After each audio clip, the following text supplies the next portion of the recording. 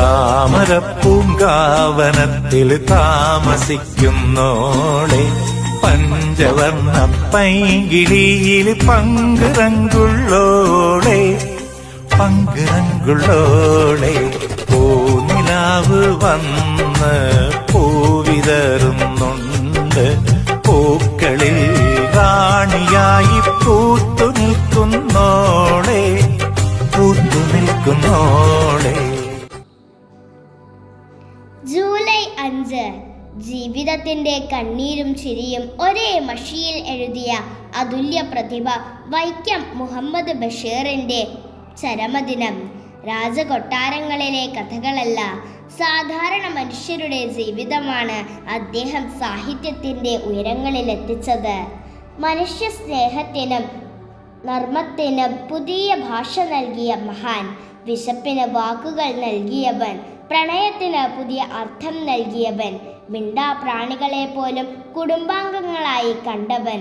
July 5 മലയാളത്തിന്റെ പ്രിയ എഴുത്തുകാരൻ ബേപ്പൂർ സുൽത്താൻ വൈക്കം മുഹമ്മദ് ബഷീറിനെ സ്മരിക്കുന്ന ദിനം.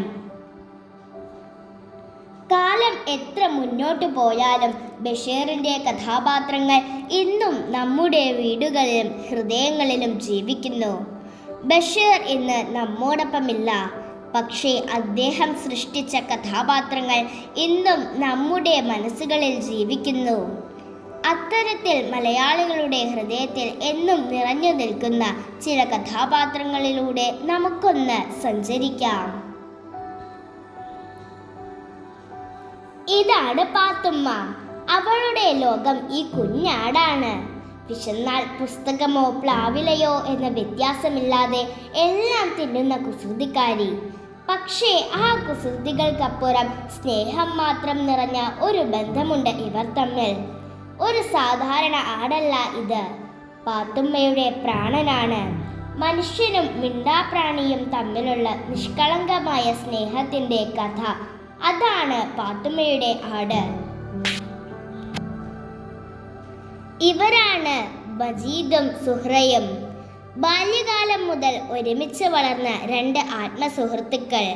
ഒരു ചെമ്പരത്തിച്ചെടിയെ സ്നേഹത്തോടെ നട്ടു വളർത്തിയ പോലെ അവരുടെ സൗഹൃദവും പതിയെ പൂത്തുലഞ്ഞു. കാലം അവരെ പല വഴികളിലേക്ക് കൊണ്ടുപോയെങ്കിലും ഹൃദയങ്ങളിൽ ആ സ്നേഹം ഒരിക്കലും വാടിയില്ല. നിഷ്കളങ്കമായ പ്രണയത്തിൻ്റെയും ത്യാഗത്തിൻ്റെയും കണ്ണുനീരിൻ്റെയും കഥയാണ് ബാല്യകാല സഖി. ഇവരാണ് കേശവൻ നായരും സാറാമ്മയും. വൈക്കം മുഹമ്മദ് ബഷീറിന്റെ പ്രേമലേഖനം എന്ന നോവലിലെ മറക്കാനാവാത്ത പ്രണയ ജോഡി. ഒരു പ്രേമലേഖനത്തിൽ തുടങ്ങി നർമ്മവും ചിന്തയും നിറഞ്ഞ സംഭാഷണങ്ങളിലൂടെ വളർന്ന സ്നേഹബന്ധമാണിത്.